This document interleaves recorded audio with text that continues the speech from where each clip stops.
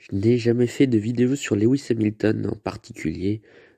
Sur ma chaîne, j'ai dû peut-être en faire une seule. Mais aujourd'hui, on va parler de son avenir dans la Formule 1 et dans le sport automobile en général.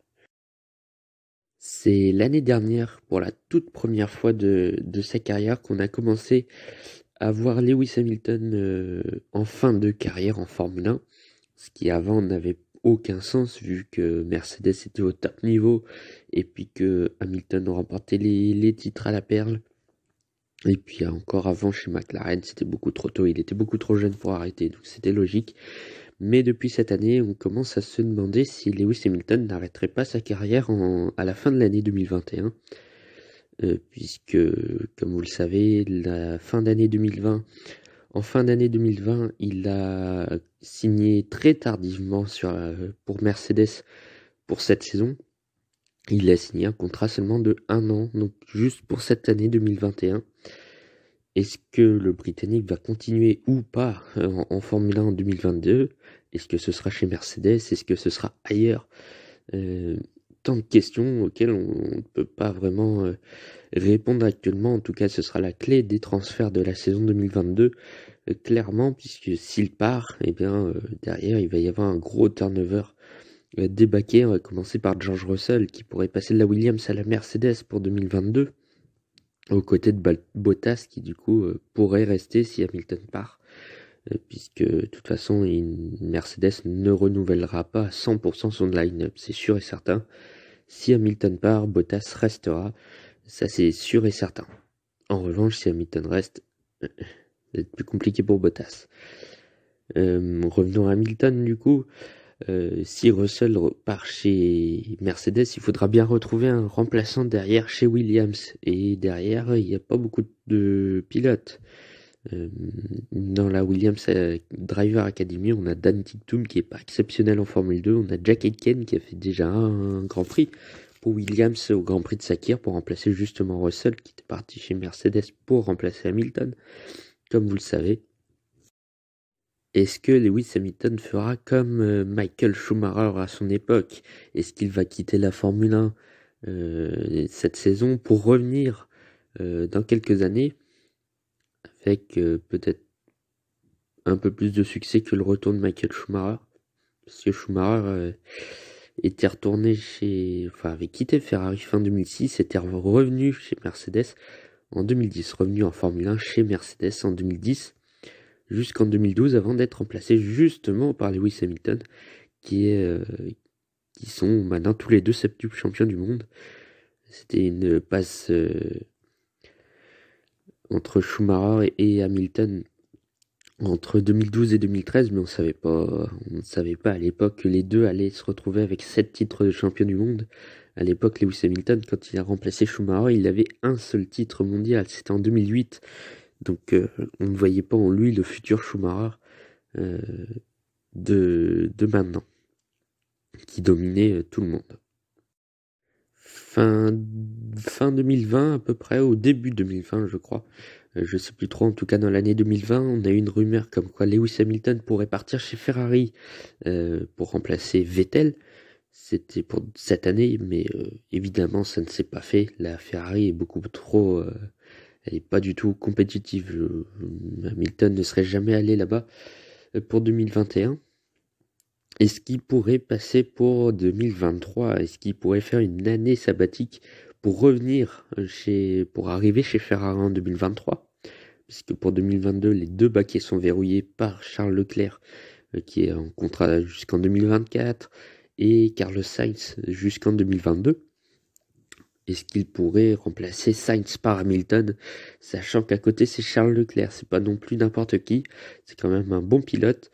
Donc on sait qu'Hamilton, on l'a très clairement vu depuis l'année dernière, il aime pas quand il y a de la bataille. Clairement, quand il y a de la bataille, il aime pas, il aime surtout dominer complètement ses adversaires. On l'a vu face à Verstappen à Bahreïn, il a pas vraiment aimé ça, quand on lui a dit de ne pas sortir des limites de la piste pour pas gagner de temps. Il n'a pas pris ça comme... il n'a pas bien pris ça. Et déjà, il a essayé de clôturer un remplacement de George Russell au cas où si Bottas rencontrait un problème, par exemple, choper le Covid, par exemple. Hamilton a clairement dit qu'il ne voulait pas de Russell, enfin clairement, peut-être pas clairement, mais bon, il l'a fait sous-entendre, hein, qu'il ne voulait pas de George Russell en équipier chez Mercedes au cas où Bottas aurait un problème, et du coup, ce qui laisse porte ouverte à Nico Hülkenberg, ce qui est complètement débile, mais bon. Comme quoi Hamilton n'aime pas quand ça se bat. On l'a déjà vu entre 2014 et 2016 avec Nico Rosberg. Ça s'est battu, ça s'est mal fini entre les deux amis qui étaient amis au début, et ça s'est un peu tendu après. Et depuis 2017, avec l'arrivée de Bottas, il n'y a plus vraiment de concurrence. Il y avait Vettel, mais il a très vite vu que c'était une bataille d'une demi-saison. L'autre demi-saison, il dominait complètement et il allait chercher le titre mondial facilement. Donc il n'y avait pas vraiment de bataille entre 2017 et 2020. Cette année, il y a Verstappen. On verra comment il arrive à gérer cette pression Verstappen. C'est la première fois qu'il a une grosse pression depuis 2016. Et en 2016, il avait perdu le titre face à Rosberg et au bout de 3 années, certes, mais quand même. Donc il y a vraiment un gros manque de, de gestion de pression pour Hamilton. Donc en tout cas, le duo Hamilton-Russell, ça n'existera jamais. Tant qu'Hamilton est là, Russell ne pourra pas aller dans la Mercedes. Je ne vois pas Lewis Hamilton aller dans une écurie de milieu de peloton telle que Aston Martin ou McLaren ou encore Ferrari. Je ne pense pas. McLaren, son duo est quasiment verrouillé, hein. Daniel Ricciardo restera en 2022, ça c'est sûr et certain. Lando Norris, normalement, il ne devrait pas y avoir de soucis pour continuer chez McLaren, à moins qu'une autre écurie le contacte. Mais bon, vu que ça se passe bien chez McLaren, je vois pas pourquoi Norris partirait. Surtout un retour d'Hamilton, ça ferait quelque chose, mais ce sera pas possible. Ferrari, je l'ai déjà évoqué. On aura également Aston Martin, mais malheureusement, le duo est déjà verrouillé. Vettel l'a déjà signé pour 2022, et Lance Stroll est le fils du patron, donc bon. Autant dire que les baquets sont verrouillés chez Aston Martin. Et pourtant, ça pourrait être l'écurie qui pourrait remporter le championnat en 2022. C'est l'écurie en progression depuis depuis de nombreuses années, puisque ça vient de Force India, de Racing Point, et depuis qu'il y a Racing Point, ça s'est bien amélioré. En tout cas, la voiture. On dit merci surtout Mercedes. Euh, bon, cette saison 2021 part un peu mal pour Aston Martin, mais bon, c'est peut-être la première course, on verra bien ce que ça donnera. Derrière, c'est complètement impossible de voir Hamilton chez Alfa Romeo, Haas ou Williams. Il y a 0% de chance. C'est clairement impossible. Le voir dans la Red Bull, ce serait un gros coup quand même, mais bon, à côté de Verstappen, c'est clairement impossible. Déjà, même ils ne sont pas dans la même écurie, ça commence déjà à le titiller quand même Hamilton, de voir Verstappen à son niveau. Non, non, on va peut-être éviter un duo Verstappen-Hamilton chez Red Bull. Ce serait bête. Surtout que Red Bull protège Verstappen, donc ils ne voudront pas d'un pilote qui est à son niveau. Donc Perez sera conservé très certainement s'il fait une bonne saison. Il a commencé le Grand Prix de Bahreïn plutôt satisfaisant, donc je vois pas pourquoi il partira. Perez. Du coup, Hamilton se dirige droit vers la sortie ou alors confirmer et rester chez Mercedes. Mais si la Mercedes, elle est pas bonne en 2022, ça va être chaud pour Hamilton, puisqu'il a jamais été dans une écurie pas compétitive. En tout cas, bon, sur la fin chez McLaren, ça commençait à être limite. En 2013 chez Mercedes, bon, c'était pas la meilleure écurie, mais ça allait. Donc, il s'est jamais retrouvé dans une écurie vraiment de milieu de peloton. D'ailleurs, il y a une stat, hein, depuis qu'il est arrivé en Formule 1 en 2007, Lewis Hamilton a remporté au moins un Grand Prix toutes les saisons, de 2007 à 2021. Donc c'est une grosse stat, comme quoi toutes les années, il a une voiture capable de gagner, que ce soit McLaren ou Mercedes. Donc finalement, en bref, Hamilton n'aura pas vraiment le choix. Il aura soit le choix de rester chez Mercedes, soit de partir de la F1. Et s'il part de la Formule 1, où est-ce qu'il pourrait aller du coup? Il n'a pas vraiment de catégorie favorite pour le moment. Euh, on a vu Schumacher, lui, a complètement quitté la Formule 1 et a complètement quitté également le sport automobile après son retrait de chez Mercedes fin 2012. Il a complètement arrêté le sport auto et malheureusement, c'est peut-être ça qui l'a un peu avec son accident de ski, malheureusement en 2013.